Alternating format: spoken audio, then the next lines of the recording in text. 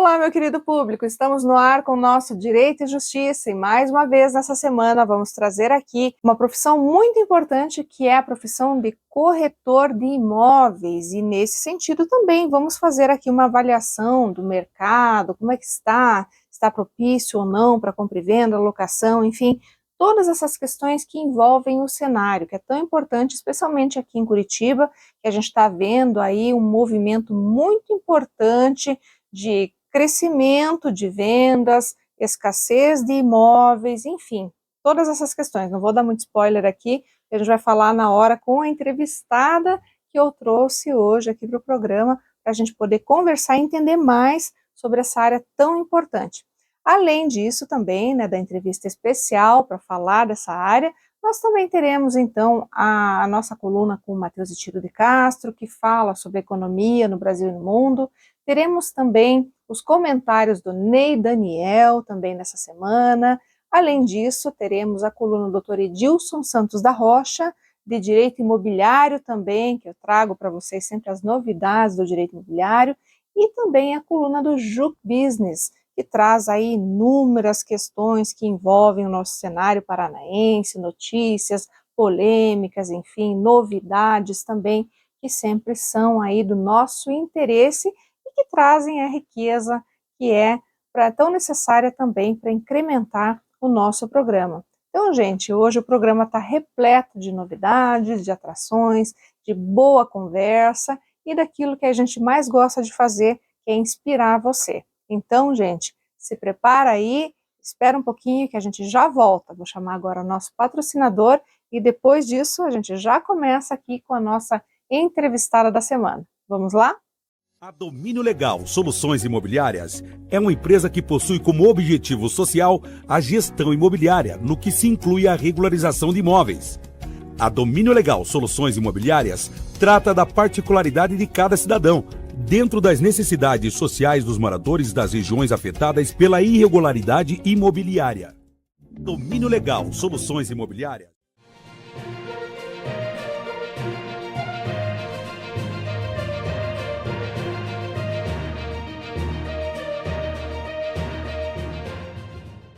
Meu querido público, estamos no ar então hoje aqui no nosso Direito e Justiça com a nossa Valdilene Três aqui, que é uma grande consultora imobiliária, corretora de imóveis e veio hoje esclarecer inúmeras questões aqui conosco, prestar esclarecimentos, que eu sempre falo, o nosso programa é voltado justamente a trazer aí conhecimentos para o nosso público e hoje não é diferente e a Valdilene está aqui justamente para isso. Seja muito bem-vinda no nosso Direito e Justiça. Obrigada, doutora.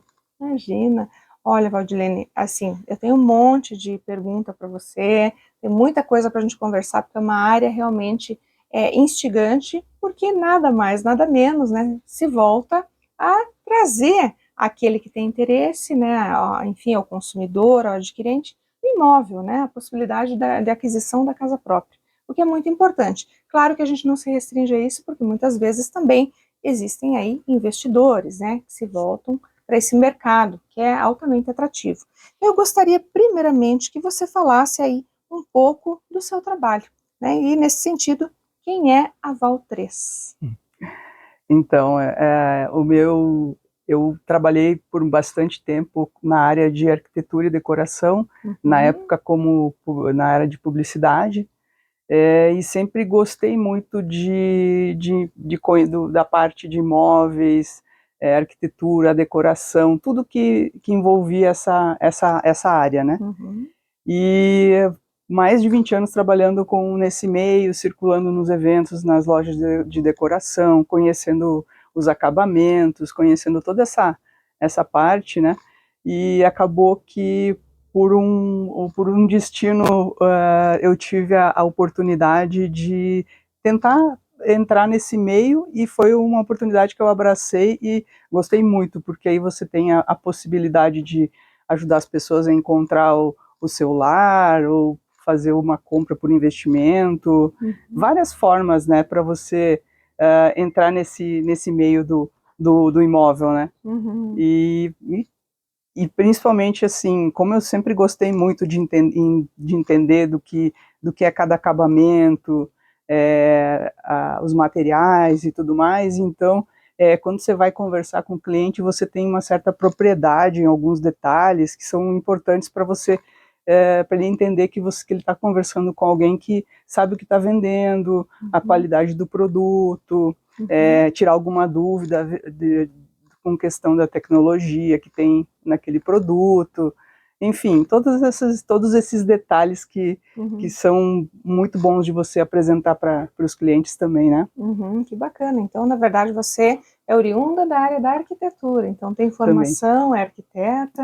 Na verdade, não arquiteta, mas trabalhei muitos anos nesse meio, inclusive algumas pessoas achavam até que eu era arquiteta, porque eu estava sempre no meio, e tenho muitas amizades nas lojas, nos meios dos arquitetos e designers de interiores, mas não, eu era na área de publicidade mesmo, e depois me formei corretora, e agora é a profissão que eu entrei com tudo, né? Que abraçou, né? Até nós conversávamos aqui nos bastidores, e você me contou justamente que você era dos bastidores também da TV, né? Exatamente, exato.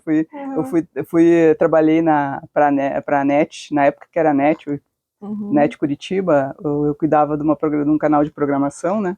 Então atendia muito esse público, produtores independentes que compravam horários, e foi um momento muito gostoso também. Que legal, né? Então, tá vendo, né? A Val tem uma rica experiência, que já toma, inclusive, a liberdade de chamá-la de Val, né? Sim, por favor. Ela tem uma vasta experiência, então vem aí da área da publicidade, né? E tem todo esse contato também com os bastidores da TV, além disso também com arquitetura, designer, e agora trabalhando com essa área tão importante, né, gente, que a gente sempre fala aqui, que é a corretagem, que é justamente a intermediação da compra e venda, né? É tão importante esse profissional no dia a dia, porque é ele que vai justamente buscar o imóvel que vai estar adequado ao que você espera, né? Que é justamente o perfil, né, Val, que você precisa ali adequar, digamos assim, né? Qual é o perfil do meu cliente, o que ele busca, o que ele espera. Então, você também tem um trabalho gigantesco para encontrar esse imóvel, porque hoje, com tantas possibilidades que nós temos aí, né, é correr, encontrar e adequar, e, mas não é bem isso, de repente eu quero ver uma outra coisa, e assim você vai, né, para tentar agradar o seu cliente, não é? Exatamente, exatamente. Então o trabalho é bacana, né, eu acho que é sempre, assim, eu particularmente, como gosto muito da área imobiliária, né, e tenho muitos amigos corretores, né, e a gente sempre vê, assim, o quanto é importante a contratação de um profissional, né, um realmente especializado, né, que faça o trabalho para que tenha aí o alcance daquilo que realmente precisa, né, tem essa validação, digamos assim, né, esse trabalho tão importante sendo realizado. Exato. Né?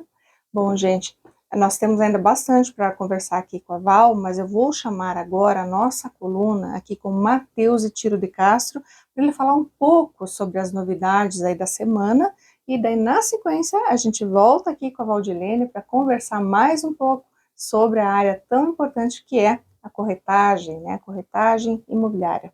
Vamos lá, Matheus?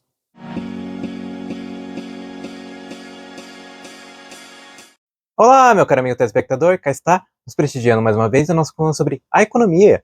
E hoje, para tratarmos a respeito de um assunto muito relevante para a indústria paranaense.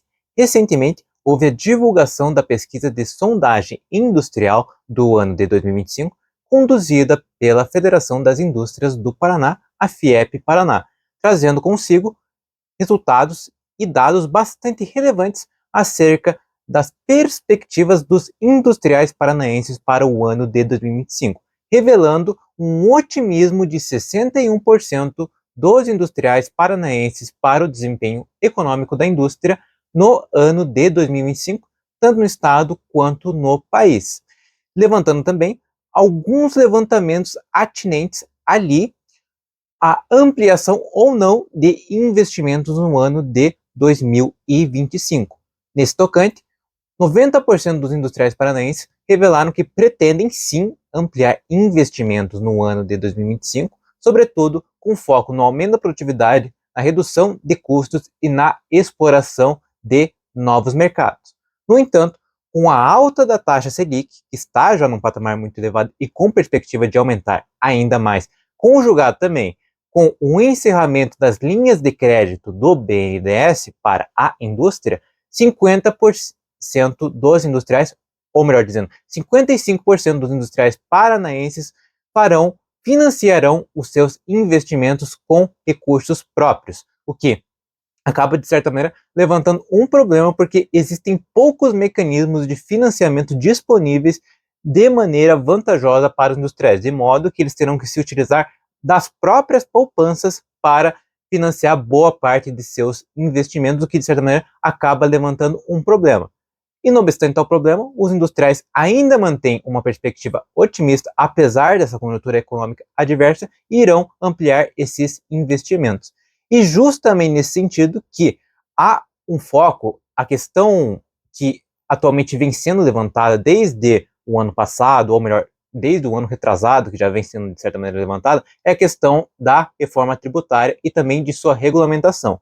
Eu comentei, tenho, de certa maneira, a perspectiva de que a reforma tributária possui um objetivo central bastante relevante, que é a promoção de maior equidade entre os diferentes setores econômicos. No entanto, muitas exceções vêm sendo implementadas na regulamentação da reforma em prol de determinados ramos do setor de serviços, o que, na prática, deve ampliar a carga tributária geral embutida no imposto de valor adicionado, no IVA, que, por sua vez, acabará recaindo sobre a indústria.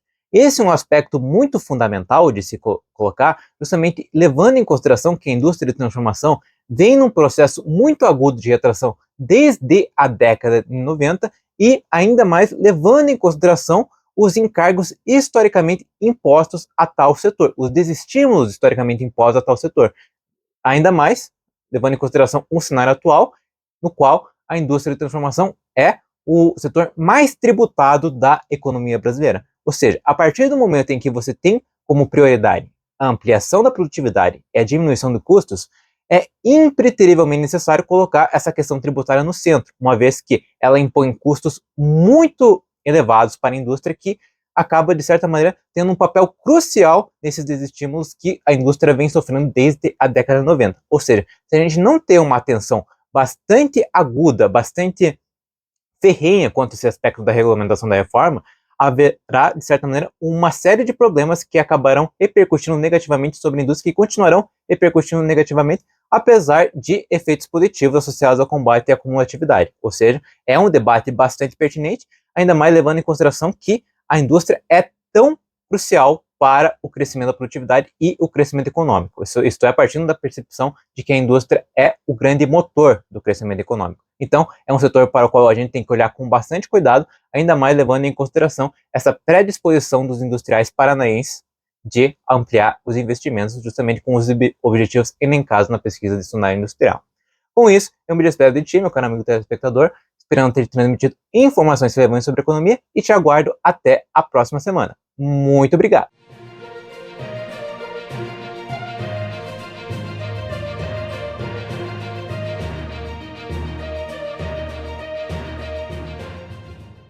Voltamos agora com o nosso segundo bloco, então, continuando a nossa conversa com a Valdilene, que é consultora de imóveis, né, corretora imobiliária aqui. E Valdilene, hoje a gente vê muitos imóveis aí sendo construídos para todos os tipos de gostos, né, desde, né, alto padrão, médio, enfim, para todos os tipos de bolso, né, enfim, quase podendo aí abarcar tudo aquilo que a população espera, né, tudo aquilo que o cliente está esperando. Mas nesse sentido, para você que é da área, quais seriam as tendências nesse momento no mercado imobiliário, para a gente entender como é que está funcionando isso? Hoje tem uma tendência, eu trabalho bastante nessa tendência no segmento de alto padrão. O segmento de alto padrão, ele cresceu bastante numa variável interessante, porque as pessoas, elas não estão apenas buscando um empreendimento luxuoso, pura e simplesmente, né? Elas querem a tecnologia, elas querem que o produto tenha a sustentabilidade, principalmente eles valorizam muito isso.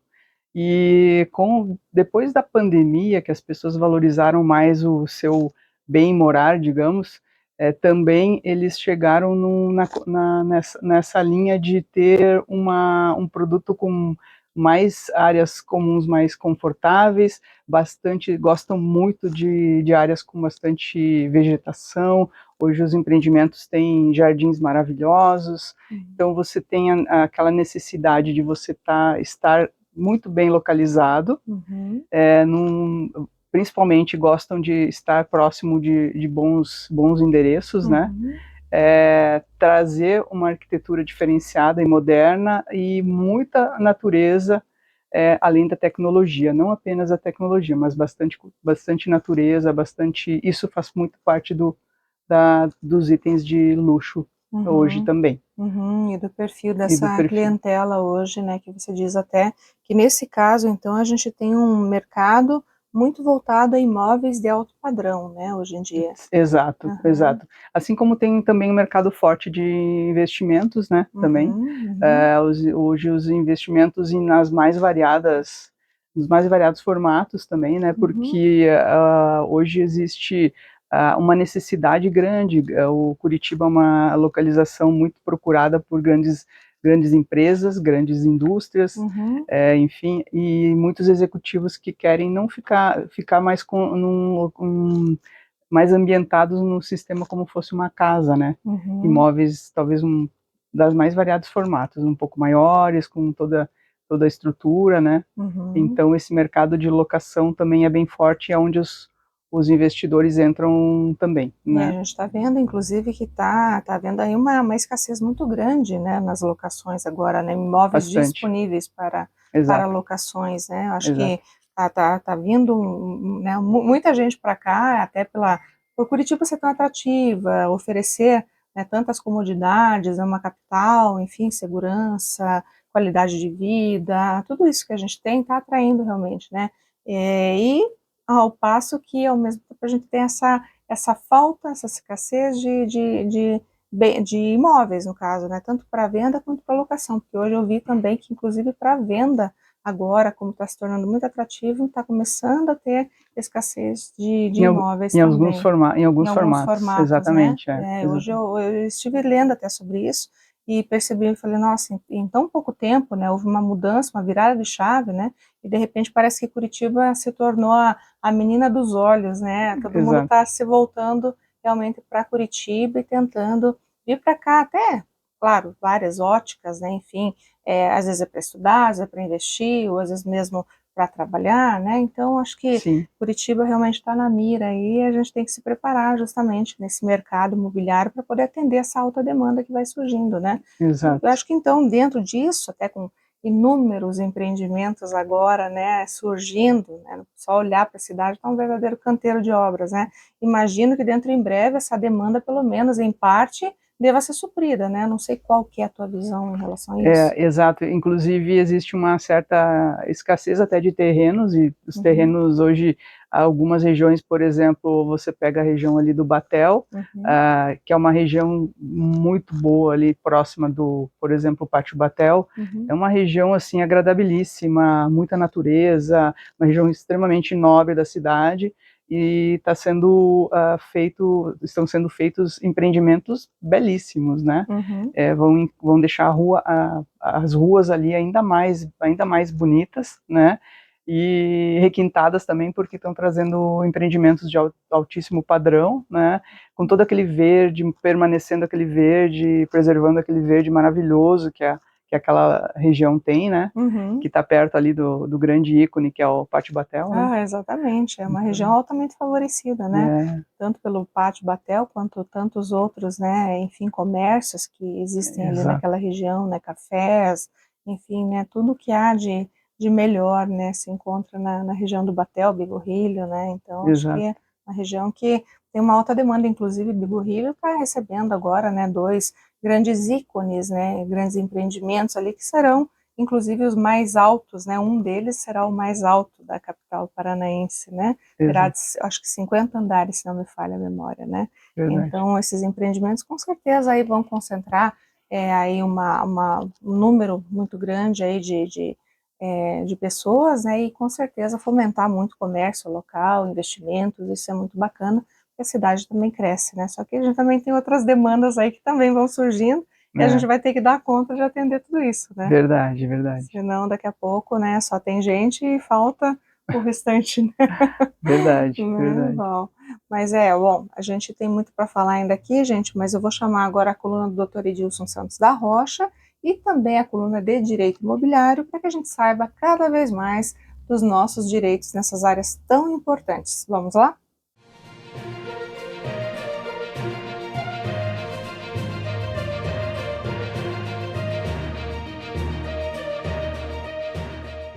Sejam bem-vindos, queridos telespectadores.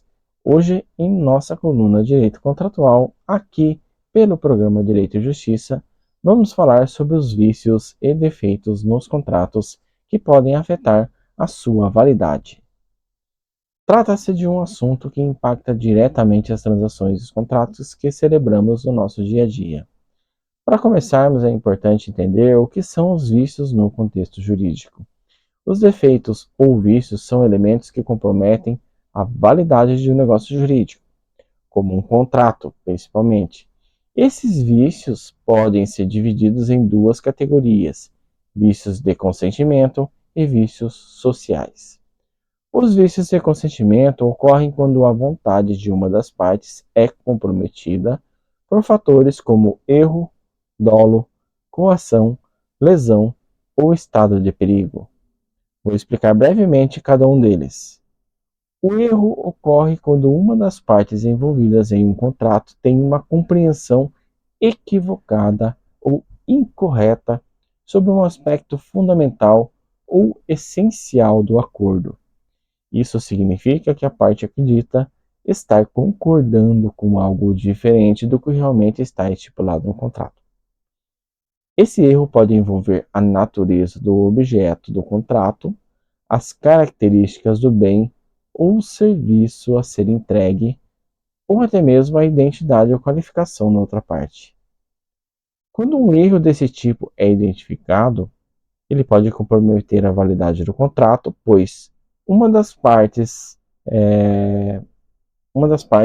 não manifestou um verdadeiro consentimento sobre os termos acordados.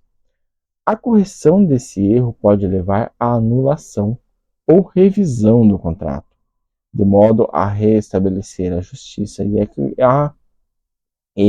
a equidade entre as partes envolvidas.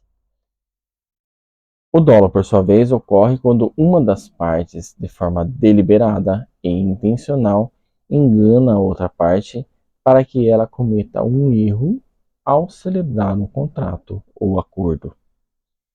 Esse engano pode envolver a omissão de informações importantes, a distorção de fatos ou até a criação de situações que induzam a outra parte a acreditar em algo que não é verdade. O objetivo do dolo é levar a parte enganada a tomar uma decisão ou assinar um contrato que, caso conhecesse a verdadeira situação, ele não aceitaria. O dolo compromete a livre manifestação de vontade, pois a parte enganada age sobre uma falsa premissa criada pela outra parte. Quando identificado, o dolo pode levar à anulação do contrato, restabelecendo o equilíbrio e a equidade entre as partes envolvidas. É um vício grave no consentimento que afeta diretamente a validade e a legitimidade dos negócios jurídicos. Por sua vez, a coação é a pressão ou ameaça exercida sobre uma das partes para que ela celebre o contrato contra a sua vontade. Essa pressão pode se manifestar de diversas formas, desde ameaças físicas ou emocionais, até a imposição de condições que colocam a parte coagida em uma posição de extrema desvantagem ou medo. O objetivo da coação é forçar a parte a aceitar os termos do contrato, mesmo que essa aceitação não reflita sua verdadeira intenção ou consentimento livre. A coação invalida o consentimento, pois a parte afetada age sob a influência da ameaça ou pressão, e não por sua própria vontade. Em situações litigiosas, a prova da coação pode levar à anulação do contrato, estabelecendo a equidade entre as partes envolvidas. Além disso, é importante que a coação seja analisada no contexto em que ocorreu, considerando as circunstâncias específicas e a gravidade das ameaças feitas. Por sua vez, a lesão ocorre quando uma das partes, ao celebrar o contrato, se aproveita da inexperiência, da vulnerabilidade ou do estado de necessidade da outra parte para obter uma vantagem desproporcional e injusta. Esse abuso de uma posição de poder ou de conhecimento superior coloca a parte lesada em uma situação de desvantagem, resultando em um contrato que é altamente desfavorável para ela. A lesão pode ocorrer em diversas situações, como quando uma pessoa vende um bem por um valor muito abaixo do mercado devido à sua necessidade urgente de dinheiro, ou quando o contratante impõe condições severas a alguém que não tem outra opção viável. Quando comprovada, a lesão pode ser motivo para a anulação do contrato, restabelecendo o equilíbrio e a equidade entre as partes envolvidas. A identificação e correção da lesão são essenciais para a garantia da justiça e boa-fé nas relações contratuais. Por sua vez, o estado de perigo é a situação em que uma das partes, ao celebrar um contrato, se aproveita do desespero, da necessidade urgente ou da aflição extrema da outra parte para impor condições contratuais desfavoráveis. Nesses casos, a parte em perigo aceita os termos impostos porque sente que não tem outra opção viável, temendo por sua segurança, bem-estar ou mesmo sobrevivência. Isso resulta em um acordo que é desequilibrado e injusto, pois a parte vulnerável é forçada a concordar com termos que não aceitaria sob circunstâncias normais. A configuração do estado de perigo compromete a livre manifestação de vontade, tornando o contrato passível de anulação para restabelecimento de equidade entre as partes. É fundamental que o contexto e as circunstâncias que levaram ao estado de perigo sejam cuidadosamente analisados para garantir que a decisão judicial seja justa e adequada. Agora vamos falar sobre os vícios sociais, que envolvem fraudes contra credores e simulação. Fraude contra credores ocorre quando um devedor, buscando escapar de suas obrigações financeiras, realiza atos com a intenção deliberada de prejudicar seus credores. Esses atos podem incluir a transferência de bens a terceiros, como familiares ou amigos, para evitar que tais bens sejam utilizados para quitar dívidas.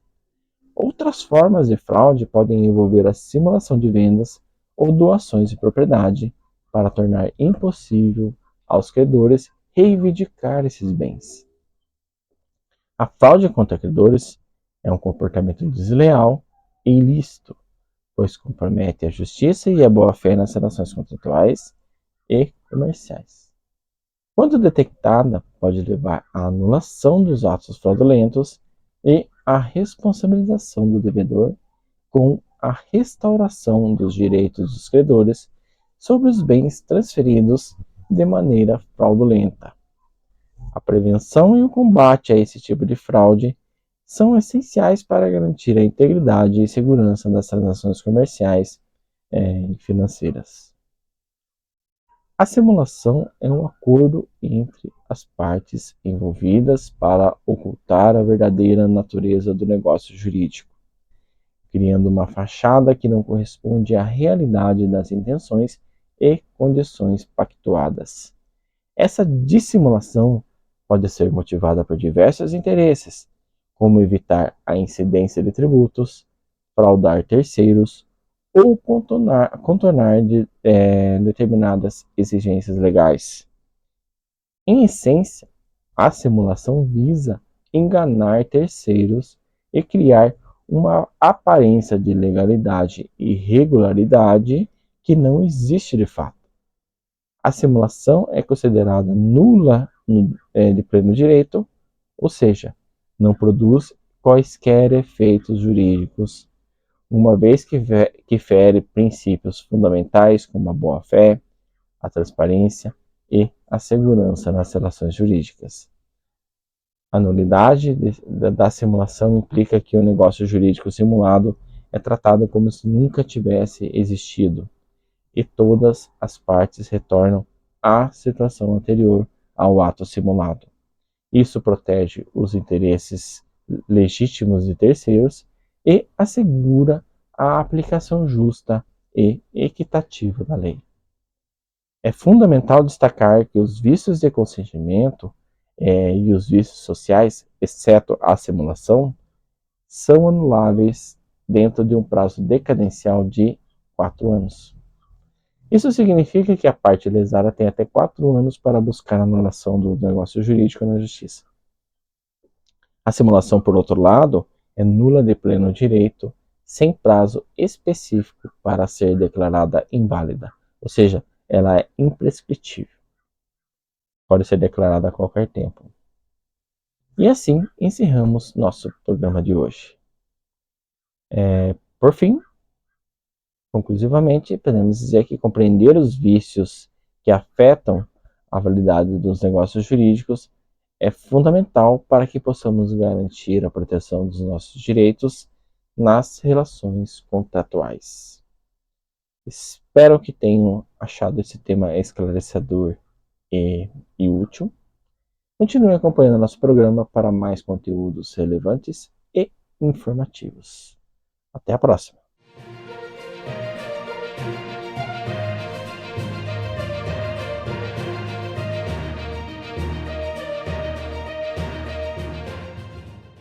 Olá, meus amigos e amigas do Direito Imobiliário. Hoje estou aqui para trazer para vocês uma informação muito importante e, na verdade, uma notícia, né? A gente sempre gosta de compartilhar com vocês algumas questões que nós vemos aqui no nosso dia a dia, algumas experiências, e hoje não é diferente, especialmente porque diz respeito àquilo que eu sempre venho trazendo para vocês, que é sobre a necessidade de transferência do imóvel imediato, ou seja, tão logo você adquira esse bem, esse patrimônio, você já proceda à transferência. Tudo porque você corre um sério risco de que, havendo a permanência desse bem, desse imóvel, na esfera patrimonial do vendedor, você pode vir a sofrer com eventuais penhoras, com restrições judiciais, que podem te fazer, inclusive, perder esse patrimônio, o que é muito ruim, muito difícil, porque não é só valor, não é só preço, aquilo é a tua segurança, a segurança da sua família, né? Então, ninguém quer perder o patrimônio. Nesse sentido, a gente reforça a ideia de você, então, imediatamente após essa aquisição, fazer a transferência. Vejam que nesse caso, o que aconteceu, né? O casal adquiriu esse imóvel em 2008 e em 2013 foi obrigado a ingressar com uma ação denominada embargos de terceiro. Tudo porque, como eu disse para vocês, havia uma dívida do vendedor e o credor encontrou esse bem para poder satisfazer o seu crédito. E aí, logicamente, recaiu, a partir do processo judicial que havia sido ajuizado contra o devedor, uma penhora sobre o bem, que apareceu ainda na esfera patrimonial do devedor. Nesse caso, houve a necessidade de ingresso com a ação judicial desses que foram, então, os compradores do bem, que é denominada embargos de terceiro, para levantamento dessa penhora, ou seja, para retirar a constrição que recaía sobre o bem. Para a sorte deles, o credor anuiu, consentiu com essa retirada, porque entendeu, logicamente, que não houve má fé da parte deles, que eles estavam de boa fé, enfim, que eles não deveriam, então, pagar pela dívida do vendedor. Mas, gente, isso é muito difícil de acontecer, tá? Eu digo para vocês, por isso que eu sempre reforço a ideia de você fazer a transferência, quando compra o bem já se prepara, né, com todas as despesas que vão aí ocorrer e em decorrência justamente dessa aquisição, porque senão você pode vir a sofrer com uma despesa muito maior e até mesmo prejuízo financeiro significativo. Primeiro porque você vai ter que contratar advogados para poderem fazer suas defesas, né? Isso é um primeiro momento. E um segundo, que é muito pior, você corre o risco seríssimo de perder o que você gastou, o que você investiu.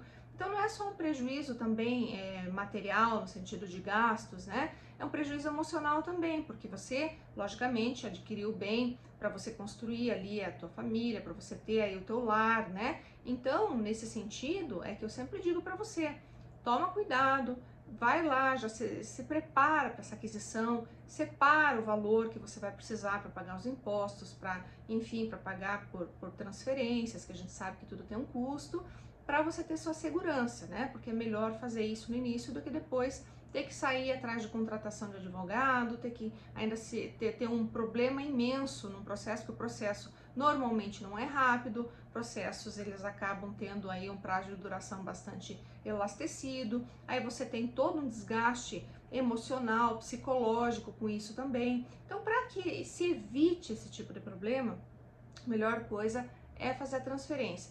Esse casal, por exemplo, né, imagina, ficou 5 anos ali com o bem ainda na titularidade, né, com a titularidade do vendedor, e nesse sentido, aí teve esse problema, né, da dívida, de recair aí a penhora sobre o bem, e somente a partir de então tomou a providência, né, e aí correndo risco também, inclusive, de ter um grande problema, porque se o juiz também não reconhecesse que a ação deles foi manejada antes da procedência da ação, lá atrás, eles poderiam ter um grande problema. Então, o juiz reconheceu que houve o ingresso com a ação deles antes da procedência da ação, que buscava o pagamento da obrigação lá do credor, né? Então, gente, por isso que eu sempre falo, busca resolver isso enquanto há tempo, enquanto você não está com problema ainda, porque a partir do momento que você estiver enfrentando uma disputa judicial, em que você vai ter que provar que estava de boa fé, porque hoje infelizmente é assim, né? Que em tese o que deve ser comprovado é a má fé, isso segundo o nosso ordenamento jurídico, mas no final das contas você tem que provar que você está de boa fé, né? E aí tudo é revertido. E além disso, além dessa reversão toda, você tem que provar que você está certo, que você não fez nada em descompasso com a lei, você vai ter todo o desgaste e até esperar que o juiz decida e decida em seu favor, toda uma situação que vai envolver a sua família, os gastos financeiros, o seu orçamento, enfim, toda uma questão que gera um dano, um abalo para você também, né? Então, gente, para evitar isso, a melhor coisa que eu sempre falo, vai ter o cuidado necessário, se precaver nunca é demais, fazer essa reserva financeira também é muito importante, a fim de que você possa transferir esse bem imediatamente após a compra e evitar um problema como esse, que pode realmente trazer uma severa implicação para a sua vida, tanto financeira quanto também aí psicológica e, enfim, emocional, tá certo, gente? Então toma cuidado, essa grande dica que eu deixo para você hoje aqui, mais uma vez, nunca é demais falar sobre isso, porque infelizmente a gente vê esses casos com muita frequência e sempre aí com muito desgaste, seja financeiro, seja emocional, e inclusive aí quando a gente também não vê a perda efetiva do imóvel, que também não é raro, tá certo, gente? Sendo isso que eu tinha para trazer hoje para vocês na minha coluna, me despeço na certeza de que pude aproximá-los ainda mais dos seus direitos na área imobiliária. Um grande abraço e até a próxima!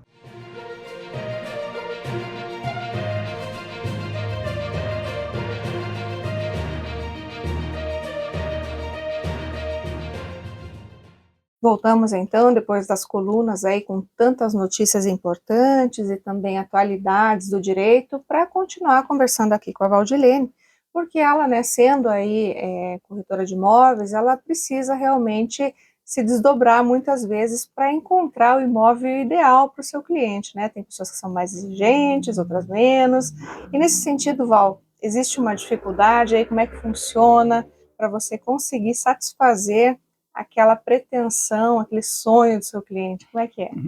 Então, primeiramente, a gente tem que estar sempre pronto e conhecendo bem o mercado, entendendo o que tem no mercado, para quando o cliente chega e expõe o perfil dele detalhadamente, você entender o que tem de melhor para atender aquela demanda para aquela família, né? Então, assim, são detalhes importantes, né, que numa conversa você consegue receber do teu cliente, né, eles exemplificando toda a parte de o que ele está buscando, a localização, o que ele procura, o que atende ele, a quantidade de suítes, por exemplo, a metragem mínima, que é uma coisa assim que às vezes que é um detalhe bem importante, obviamente, né? Uhum. Então todos esses detalhes mais técnicos, digamos, e principalmente o que agrada a essa família na questão das áreas comuns. Se for de um empreendimento de prédios ou se for num condomínio de casas, o que ele busca de conforto, né? Tem gente, por exemplo, falamos de Curitiba aqui, né? Piscina, que é uma coisa que às vezes as pessoas têm essa exigência e você acaba, às vezes, ficando um pouquinho mais limitada para encontrar, mas, né, e faz a busca pensando exatamente nesse item, né?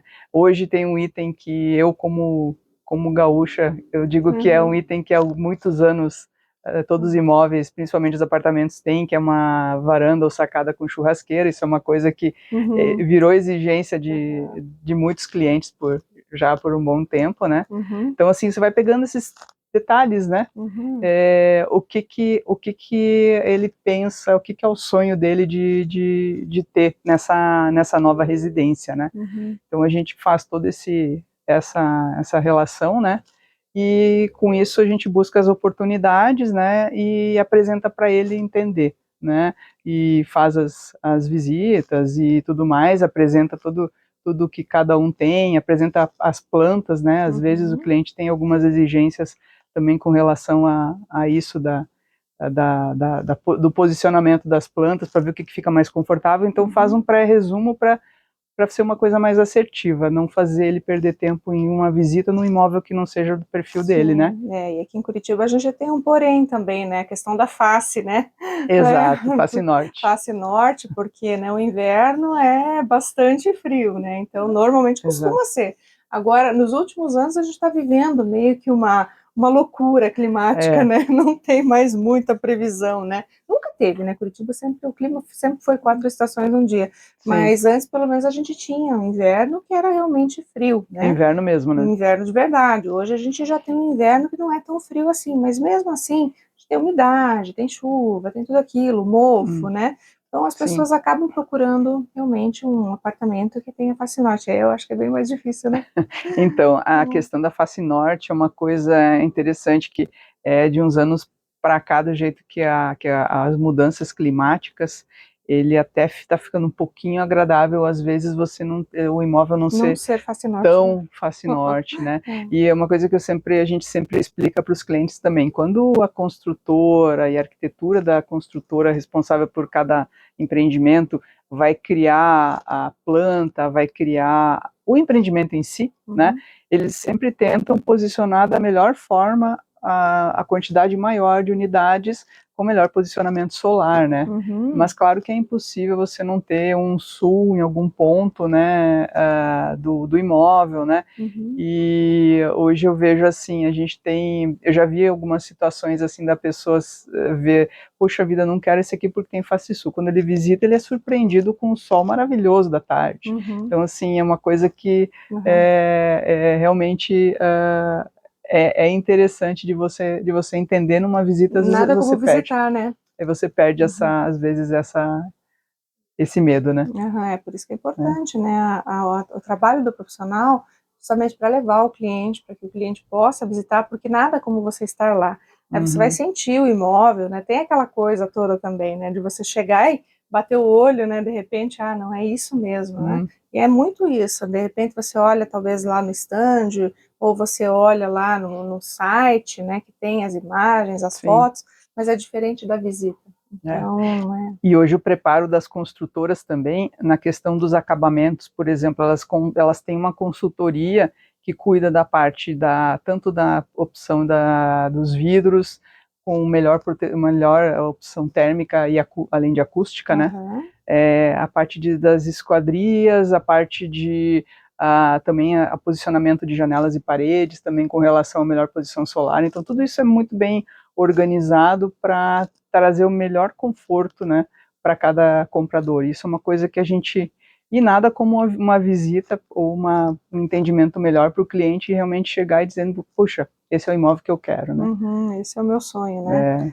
Porque aqui também a gente tem que, nesse ponto, né, Val, você deve também trabalhar tanto com aquele consumidor, aquele adquirente que quer ter o imóvel para si, para sua família, quanto também para aquele comprador que quer investir, né? Exato. Então daí a gente está diante de duas situações que são bem diferentes entre si, né? Porque hoje a gente vê muito a possibilidade de locação através de plataformas digitais também, que é muito atual, é uma demanda emergente, né? A gente sabe dos conflitos que existem hoje em condomínios residenciais, discussões judiciais acerca disso, então eu imagino que o investimento também tem aumentado muito, e para esse público existem imóveis muito específicos também, que você com certeza daí já direciona para esse tipo de clientela que é investidor, no caso, né? Exato, aí é uma escolha, digamos que um pouquinho mais objetiva e fria, no sentido que não é uma família que vai ficar naquele imóvel morando, né? Mas uma pessoa que vai entender se está numa localização que tem uma boa demanda de locação, né? Está próximo de lugares estratégicos, né? Hoje a cidade ela está bem espalhada, né, na questão de tem regiões específicas, por exemplo, que são as mais atrativas, né, talvez até pela localização central, Batel, aí você vai para Cabral, por exemplo, que tem uma demanda muito boa também. Então, assim, a cidade tem uma demanda muito boa para essa parte, e uma falta realmente de imóveis para locação. Então, atraem bastante esse público comprador também, né, que é um público investidor, para trazer os imóveis para quem precisa e não compra por uma questão, ele mora esporadicamente e é de outras cidades, os executivos, por exemplo, de fora, então, enfim, várias opções, né, de público interessado em locação, né. Bacana, né, gente? É sempre bom a gente conhecer mais sobre o mercado imobiliário, até porque, como eu falei, a gente está num momento muito diferenciado e isso é importante que a gente conheça, até porque se você que está aí precisando locar ou precisando até comprar um imóvel, já sabe com quem falar, né? Então, a Val está aqui, especialista nesse assunto, né? Trabalha com isso, então ela pode te indicar aí a melhor solução para o teu caso. Mas, ó, a gente continua conversando no próximo bloco. Vamos chamar agora o Juc Business com a sua coluna, trazendo inúmeras informações e conhecimentos para todos nós. Vamos lá?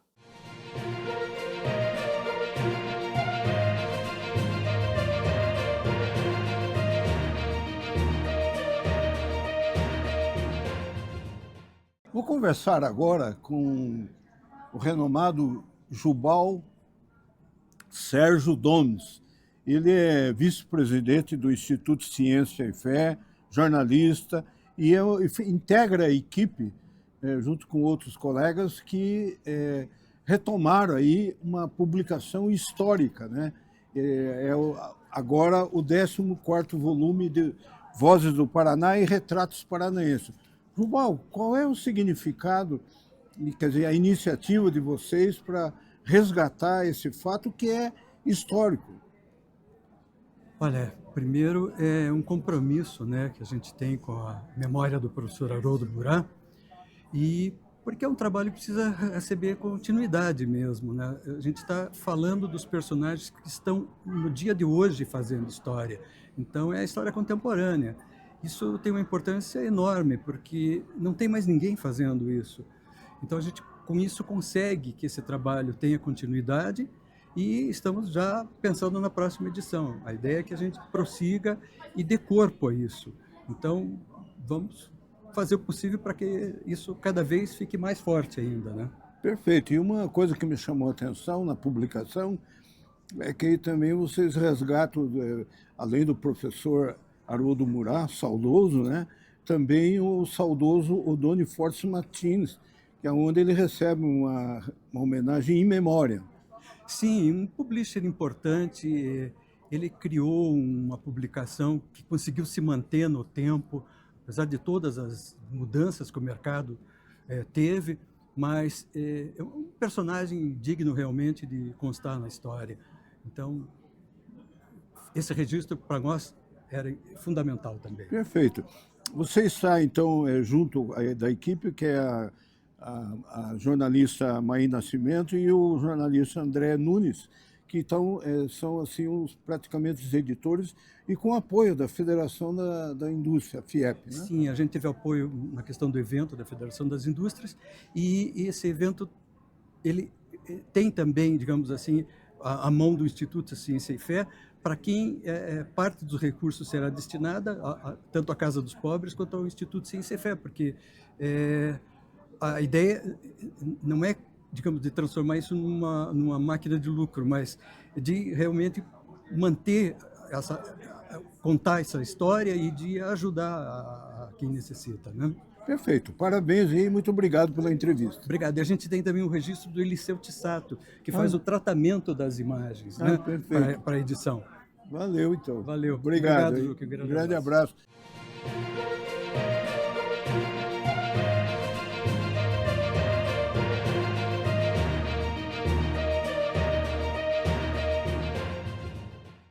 Saudações telespectadoras e telespectadores no programa Direito e Justiça.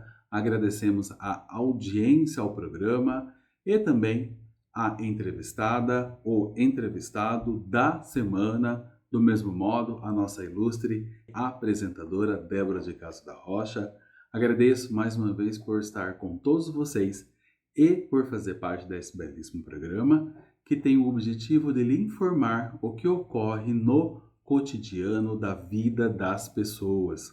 E hoje iremos ressaltar um assunto que trata sobre a avaliação imobiliária, pois é uma questão fundamental para que o negócio seja feito com transparência, com segurança, para render bons frutos imobiliários.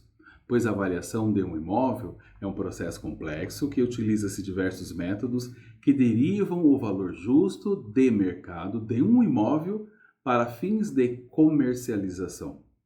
Pois em um caso em apreço, a jurisprudência do STJ consolidou no sentido de realizar em um processo novas avaliações de um bem, objeto de penhora, quando houver um lapso temporal considerável, a fim de evitar caracterização de um preço vil e indevido prejuízo ao executado. Deste modo, veja-se a necessidade de realizar a avaliação do seu bem. Bom, gente, esperamos que você que nos acompanha tenha gostado desta informação e quer saber mais, então entre em contato conosco através da rede social do programa Direito e Justiça.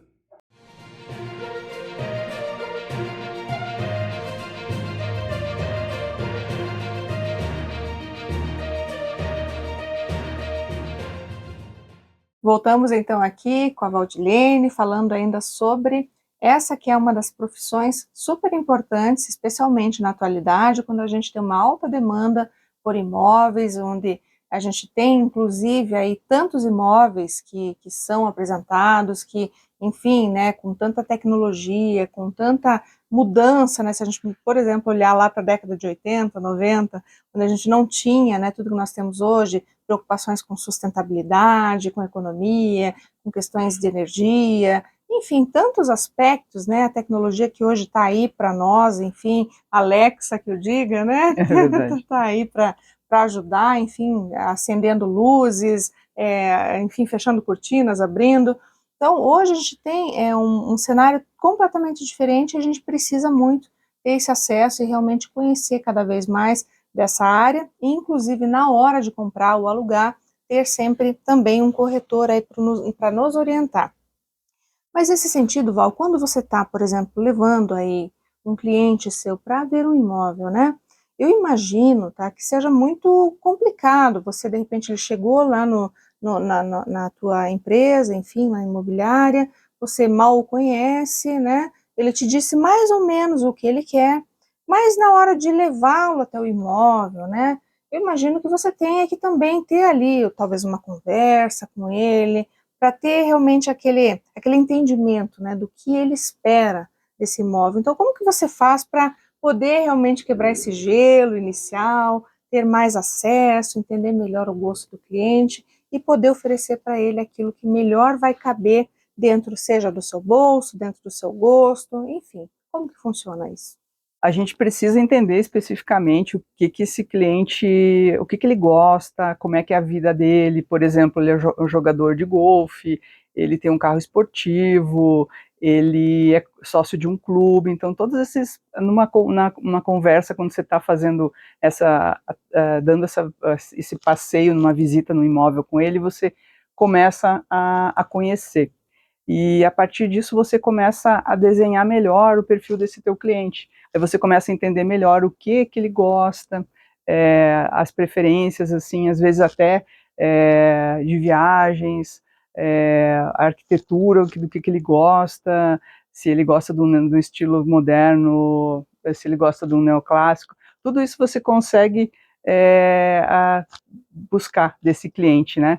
E é um momento bem agradável que às vezes você se surpreende ouvindo histórias, ele se abrindo, contando da questão da família, que ele tem parte da família que visita de vez em quando, por isso ele precisa de mais um quarto, uma suíte. Então, assim, todos esses detalhes você consegue, de uma forma surpreendente, receber desse cliente para você conseguir ver o que melhor você vai atendê-lo, né? Se aquele imóvel que você está mostrando atende, ou se de repente você já vem em mente uma outra opção. Por isso é importante você estar bem alinhada com o mercado e para ajudar ele nessa busca por uma melhor opção, né? Uma melhor oportunidade, enfim, né? Porque na verdade os gostos são variados, né? O tamanho da família. Hoje em dia a gente trabalha aí com famílias, enfim, casais que muitas vezes, né, optam por não ter filhos também, ou famílias maiores, né, de pai, mãe, avô, né, filhos, enfim, e todo mundo, né, de repente tendo também parentes ou familiares que estão morando em outras localidades, que acabam recebendo mais ou menos visitas. Então, são perfis, né, que realmente vão tendo que ser analisados por você para que você consiga justamente compatibilizá-los com aquilo que você pode apresentar, né, enfim, toda a carteira de imóveis que vocês têm na imobiliária. Eu imagino que não seja das tarefas mais fáceis, né, que também demanda todo esse contato, toda essa empatia que você precisa ter para entender o gosto do teu cliente, né, e não é normalmente de primeira também que você consegue acertar, né, imagino que sejam aí várias visitas, enfim, para que o cliente possa realmente, não, esse aqui é o que eu quero para mim, né. Às vezes acontece, quando o cliente ele é mais aberto, às vezes ele esconde um pouquinho, mas quando ele é mais aberto para explicar o que ele está realmente buscando, às vezes você consegue numa primeira visita e surpreendê-lo com um imóvel que é bem no perfil dele mesmo, né? Então, por isso é importante a gente ter e uma coisa também, você não pode ficar confundindo o cliente, mostrando muitas opções ao mesmo tempo. Então, tem todo um cuidado que a gente tem que ter para não confundir, porque a partir do momento que você expõe muitas oportunidades, ele começa a confundir uma com a outra e não é produtivo nem para o seu trabalho, nem para a procura que ele está fazendo com você, né?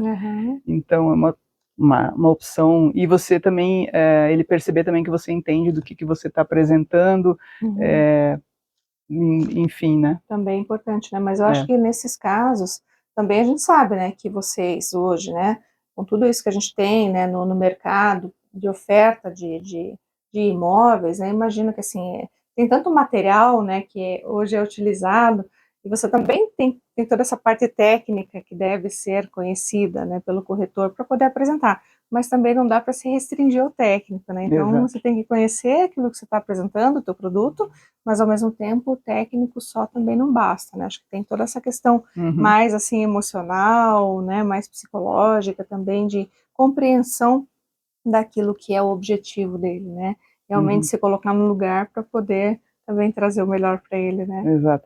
Em algumas situações que eu não conhecia ainda pessoalmente o imóvel, e sabendo o perfil do meu cliente, as exigências, os detalhes todos, Muitas vezes eu fui antes fazer a visita no imóvel para entender se realmente era o que ele estava buscando, se fazia sentido realmente para aquela procura dele, antes ainda de levá-lo, para não fazer, porque na verdade, assim, é o meu trabalho, né? O trabalho do corretor de imóveis, e o cliente não pode ficar perdendo tempo se de repente algum detalhezinho que não feche com a procura dele, puxa, eu comento, olha, aquele imóvel lá tem esse detalhe que você não me apontou que não gostaria, quer visitar mesmo assim? Então, assim, o cliente não vai perder o tempo, né? Enfim, é uma coisa importante que eu acho que também do nosso trabalho, né? Ou seja, né, Faz esse filtro, né? Esse filtro, né, exige toda essa preparação, né, esse cuidado realmente, para que não haja aí uma perda de tempo, tanto para vocês, que são profissionais, né, tanto também para o cliente, né, que também quer conseguir, a gente sabe, né, que a expectativa é criada, então ele também quer encontrar esse imóvel rapidamente, e até dependendo da situação, né, urgência às vezes também pode acontecer, tá vindo para Curitiba, tá saindo da sua cidade, vindo morar aqui, precisando ter um imóvel rapidamente, então gera toda uma ansiedade, né, no cliente, então acho que todos esses aspectos aqui são importantes para ponderar, por isso que o profissional tem que estar preparado realmente para poder fazer o trabalho, conhecendo aí o que deve ser apresentado, como deve ser apresentado, enfim, para atingir esse objetivo o mais rapidamente possível, né, Val? Verdade. Bom, Val, a gente infelizmente, né, tem o tempo aí limitado, né, mas eu te agradeço muito por ter vindo ao programa. Eu que agradeço, doutora, pela oportunidade. Imagina. Bom, gente, eu mais uma vez me despeço aqui, na certeza de que a minha convidada pôde trazer muitos esclarecimentos hoje para o nosso público, né, trazer e inclusive sanar muitas dúvidas da área, aí no que diz respeito à consultoria imobiliária, à corretagem, enfim, todo esse mercado rico que nós temos imobiliário, para que você saiba cada vez mais e inclusive se inspire nela também para buscar, de repente, até profissionalmente seguir nessa área tão importante, tá certo? Então me despeço na certeza de que nós, mais uma vez, fizemos aqui o melhor e levamos o melhor para você. Um grande abraço e até a próxima semana.